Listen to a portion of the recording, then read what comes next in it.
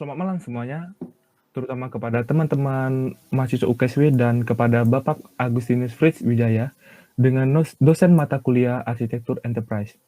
Perkenalkan, saya adalah ketua kelompok dari anggota ini yang dengan NIM 6820238 dan ada 3 anggota saya yang bernama Rocky Fajar Prasetyo dengan NIM 6820241, Bintang Satria Nugraha dengan NIM 6820289, dan yang terakhir ialah Satria Permana Nugraha dengan NIM 682020100. Tugas ini disusun untuk memenuhi tugas akhir arsitektur enterprise. Laporan perencanaan arsitektur enterprise, kami memilih perusahaan PT Mandiri Taspen KC Kediri. Next. Di sini terdapat struktur organisasi perusahaan dari PT Mandiri dengan yang berketerangan. Yang warna biru ini adalah karyawan kantor cabang, yang merah oren-oren ini ialah pembantu karyawan di kantor cabang Kediri, yang abu-abu sebelah kiri ialah personal penghubung antara kantor cabang, dan yang terakhir yang warna hijau ialah customer service. Next. Oke, di sini ialah ada sebuah deskripsi pekerjaan di PT Mandiri dengan 1. Kepala cabang, yaitu memimpin kantor cabang dan bertindak atas petunjuk direksi. Yang kedua ialah Operation Manager. Tugasnya ialah mengkoordinasikan unit-unit kerja di bawahnya untuk mencapai target yang telah ditetapkan. Dan yang ketiga, ada General Affair Supervisor, yaitu menganalisis penyediaan. Dan yang keempat, General Affair, tugasnya ialah bertanggung jawab atas sarana perusahaan. Dan yang terakhir ialah Clearing, bertanggung jawab mengurus bidang tukar-menukar. Next.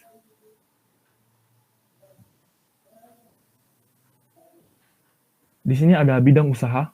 Bank Mandiri Taspen KC Kediri memiliki usaha di bidang pengelolaan, dana pensiun, pegawai negeri sipil, dan UMKM. Bank Mandiri Taspen memiliki tiga jenis layanan, yaitu layanan simpanan, layanan pinjaman, dan layanan jasa bank. Selanjutnya akan dibacakan oleh Rocky Fajar. Baiklah, selanjutnya adalah arsitektur bisnis, yaitu value chain Bank Mandiri Taspen KC Kediri. Di value chain Bank Mandiri Taspen KC Kediri terdapat aktivitas utama dan aktivitas pendukung. Untuk bagian aktivitas utama, yaitu terdiri dari logistik ke dalam, yaitu mencari kreditur, lalu operasi, memperbanyak volume transaksi antara kreditur dan debitur. Lalu logistik keluar, yaitu mendapatkan debitur, selanjutnya pemasaran, memasarkan jasa bank, dan yang terakhir pelayanan, memberikan pelayanan yang baik kepada nasabah. Dan untuk aktivitas pendukung, yaitu yang pertama infrastruktur perusahaan, yaitu semua struktur dan fasilitas dasar perusahaan. Lalu manajemen SDM, dengan menangani tenaga kerja perusahaan. Dan yang ketiga, pengembangan teknologi, yaitu melaksanakan persiapan pengembangan industri. Dan yang terakhir adalah pengadaan, adalah aktivitas pembelian input yang dibutuhkan. Lalu selanjutnya arsitektur sistem informasi, yaitu arsitektur data dan hubungan entitas data dengan kebutuhan bisnis serta aplikasi. Terdapat 3 opsi, yaitu layanan bisnis, entitas data, dan aplikasi. Dan yang pertama, layanan administrasi nasabah, meliputi data, pembuatan rekening customer, service, transfer, tabungan, tarik tunai, plafon kredit, plafon tabungan, dan bunga. Dan yang kedua, layanan administrasi internal, meliputi data SDM, pengadaan, pengembangan teknologi, infrastruktur, pengambilan keputusan, dan karyawan. Dan yang ketiga, pelayanan administrasi kantor pusat, meliputi data pelaporan kegiatan per periodik bank, pengambilan keputusan, dan sinkronisasi keuangan bank. Layanan administrasi kantor cabang meliputi data karyawan, sinkronisasi keuangan, serta data pengambilan keputusan dengan aplikasi perbankan mandiri terpadu. Dan yang baiklah, selanjutnya adalah arsitektur aplikasi, yaitu user karyawan, atau nasabah masuk akses kontrol, mereka dapat login melalui aplikasi perbankan mandiri terpadu, sehingga mereka dapat masuk ke klien dapat merequest ke database, lalu mengotentikasi sehingga dapat melihat database yang tersedia di Bank Mandiri Taspen KC Kediri ataupun cabang lain ataupun PT Mandiri Taspen Pusat. Mungkin selanjutnya akan dilanjutkan oleh teman saya Bintang Satria Nugraha. Baik, selanjutnya saya akan melanjutkan di bagian arsitektur teknologi.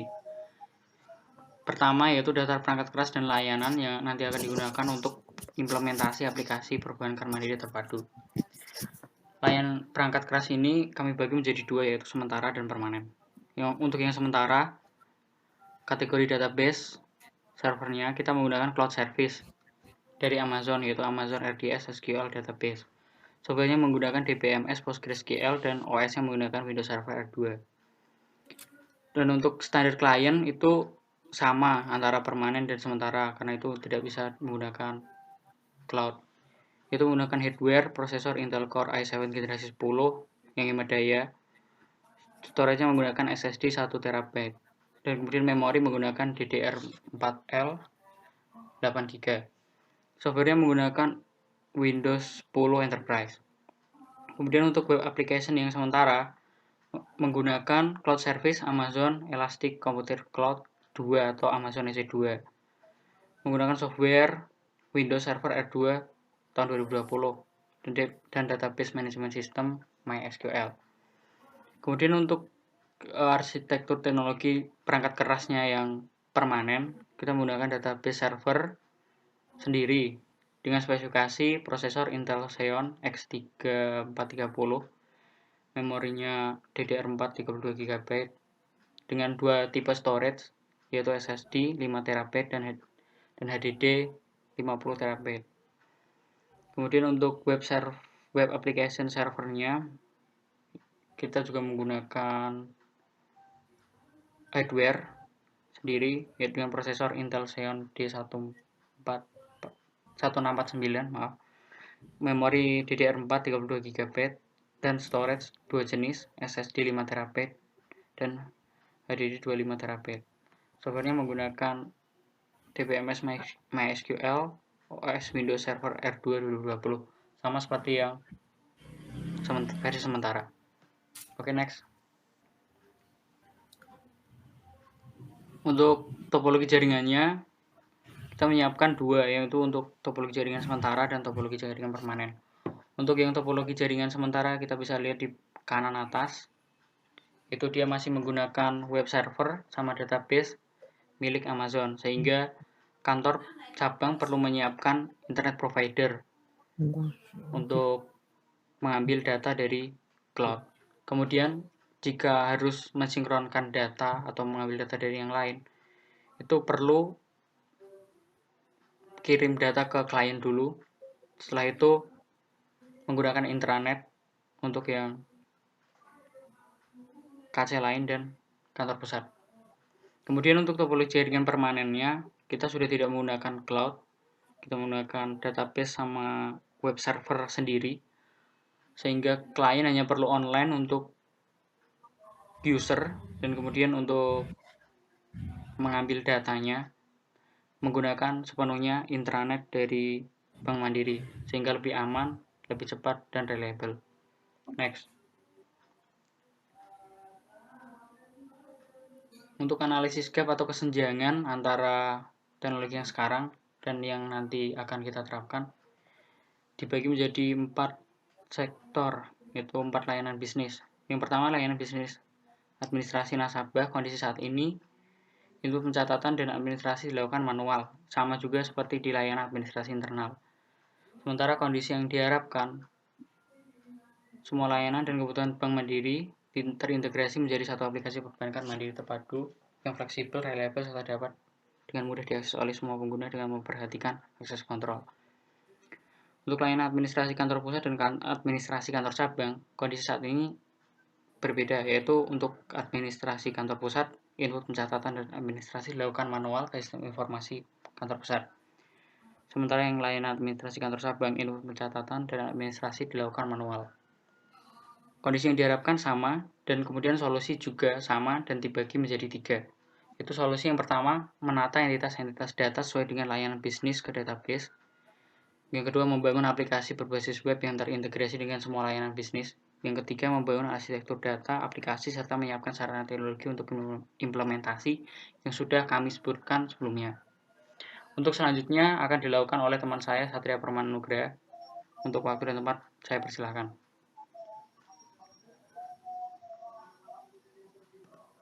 Selanjutnya yaitu rencana implementasi.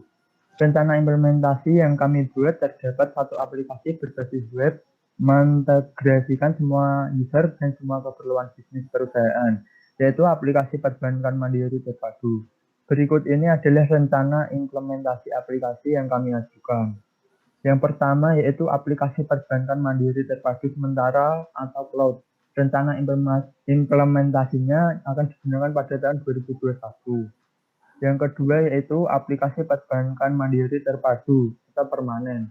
Rencana implementasinya akan digunakan pada tahun 2023. Next.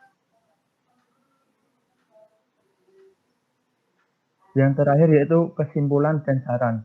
Menurut hasil pengamatan kami terhadap PT Mandiri Taspen KC Kediri, kami berpendapat bahwa proses bisnis di PT Mandiri Taspen KC Kediri belum dapat dilakukan dengan efisien, karena PT Mandiri Taspen KC Kediri belum menerapkan sistem informasi untuk menunjang transportasi data yang cepat dan efisien.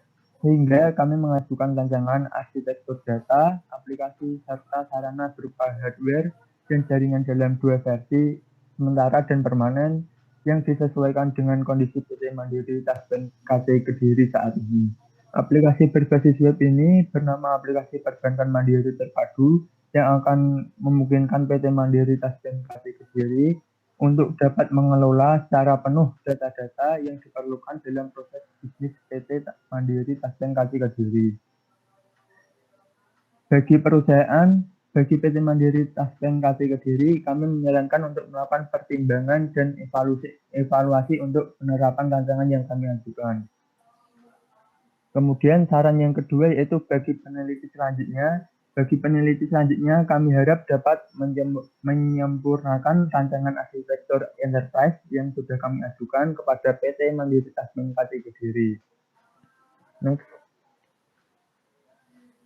Demikianlah laporan yang bisa kelompok kami sampaikan. Sebelumnya saya mewakili kelompok kami meminta maaf sebesar-besarnya apabila di dalam penyampaian tadi mungkin ada kesalahan kata atau pernyataan yang menyinggung. Sekian dan terima kasih.